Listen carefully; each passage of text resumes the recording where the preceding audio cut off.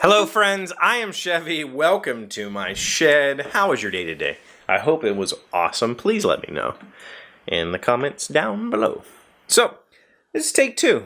I just recorded a 12-minute video where I talked about this stupid cable again, and I had a memory card error.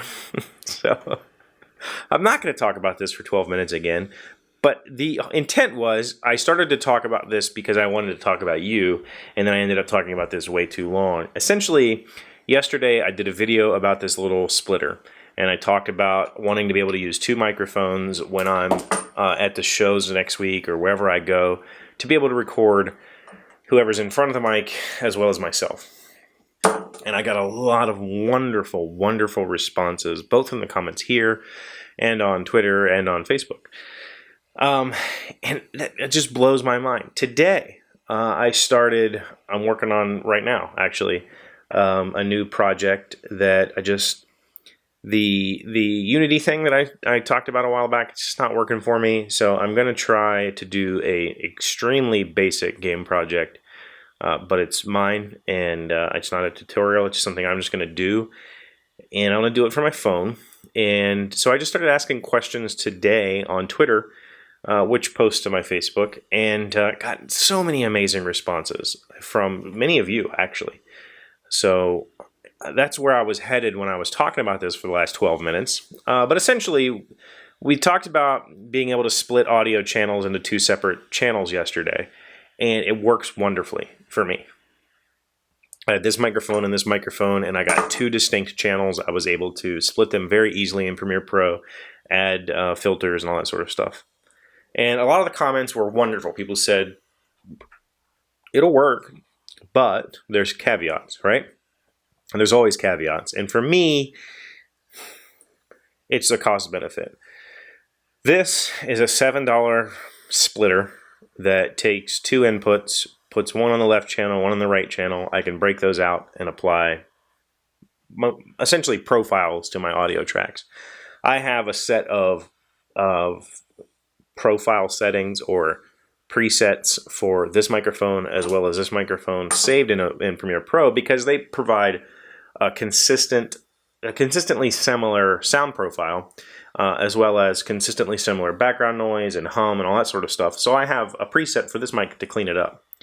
And in a studio setting like this, where it's not necessarily controlled because this is a working studio, it's close, right? I have lights. I have a microphone that is a known microphone. I have known noise levels in here, so it's easy for me to set that up. But using something like this with 2 microphones going, you don't know what you get until you go back later that day and watch the footage, and it might be completely lost. And that's a risk I'm willing to take. So for some people, it's not, and I understand it. This is $7. If you want to do it more professionally, you can buy a box for $50 that does this exact same thing, except that it has 2 volume controls, right?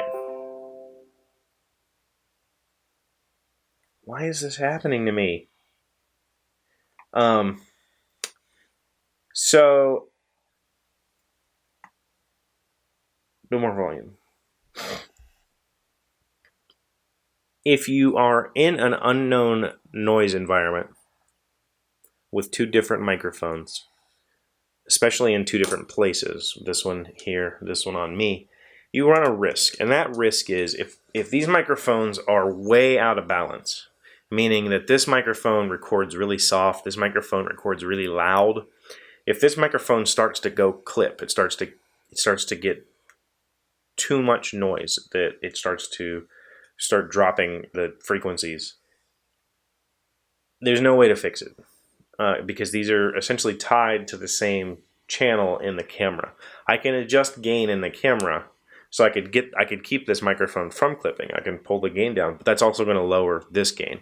And if this microphone's already recording soft, it's just going to get quieter, and that's really hard to bring back up in post without it sounding weird.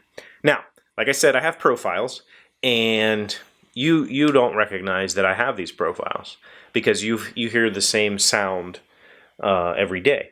But if I turned the filters off for this microphone and this camera and talk to you and just straight noise, what's coming from here into the camera, you would hear a very noticeable difference in my voice, like frequencies, all that sort of stuff. You don't notice it because I apply the same settings every day. Well, if I have these two things going, I'd have to apply a drastically different setting to one of these microphones. It would make it sound really bizarre. So that's a risk. And the reason I'm willing to take that risk is I just don't have time when I'm out on a con floor to put on my headphones, do test, okay, say something, let me adjust your level, let me test, adjust my levels, get all that, okay, now go. I don't have time for all that. I'm taking my camera, I'm putting it in somebody's face, I'm saying, what do you think about this situation? And then we talk. If I can't recover it in post because one of these microphones is clipping, then I just don't use the footage. And I'm willing to take that chance.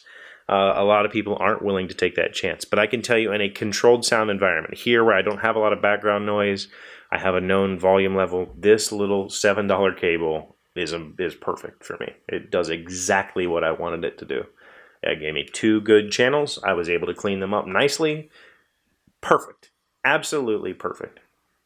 So, if you're going to be going controlled environment work like this, you don't necessarily need that super expensive $50 box. If you're going to be in environments with where you don't understand the sound profile of the room that you're in or the background noise, and you're going to need to adjust these 2 microphones in camera, you're going to want the box. Because my camera, and there are cameras that have dual inputs and have separate adjustments, separate gain adjustments for the 2 inputs. Mine doesn't. Mine has a stereo input, 1 master gain, that's it. So I'd have to adjust both of these at the same time in camera or just fix it in post. And I'm willing to fix it in post. Okay, so I just condensed what was just a 12-minute video into a 7-minute video. So that's not too bad. But really, all I really wanted to say was, oh my goodness, I was up until like 11 o'clock last night talking about audio with people. And that's one of the things I absolutely love about doing this YouTube thing. Is I don't know everything. I'll never know everything, but I love to learn. And when I don't know something, I'll come on the show and say, tell me what I'm doing wrong. Or I'll go on Twitter like I did today with the programming stuff and say, how do I do this? And there are so many intelligent people willing to jump out of, their daily routine to sit down and talk to me about it and help me with it. That just blows my mind. Like when I was a kid, I would read encyclopedias. I literally read the entire set of Encyclopedia Britannica because I wanted to know. And there was no forum for me to just say, hey, who knows about X? And then I have a handful of experts talking to me about it. This is so special, and it's all you. I mean, you guys have been, you've been my best friends the past year and a half because you're willing to just jump in, whether it's something highly technical like this, whether it's something programming related, or whether you just stop in and say, hey, Chevee, I really love what you're doing here, and I had a great day. Thanks for asking. You've been my best friends, and that is so unbelievably invaluable to me. So thank you for being here, as always. I really, really appreciate you. I'm going to go play with my development studio here and see if I can't get something running. And at least for this test iteration, I'll probably make the code available if anybody wants to help me with it. So we'll talk about that in the future, though. That's a long way away. I don't want to say I'm going to do it and then not do it like I always do. So thank you for being here. Thank you for being amazing friends. I will see you tomorrow. Hey, Doc, wait! I want to ask you something. Today's random fact comes from bbc.co.uk. How old was Mary, Queen of Scots, when she became queen? Mary was born in December 1542 in Linlithgow Palace, the only child of James V of Scotland and his French wife, Mary of Guise. I don't know. When she was 6 days old, her father died and she became queen.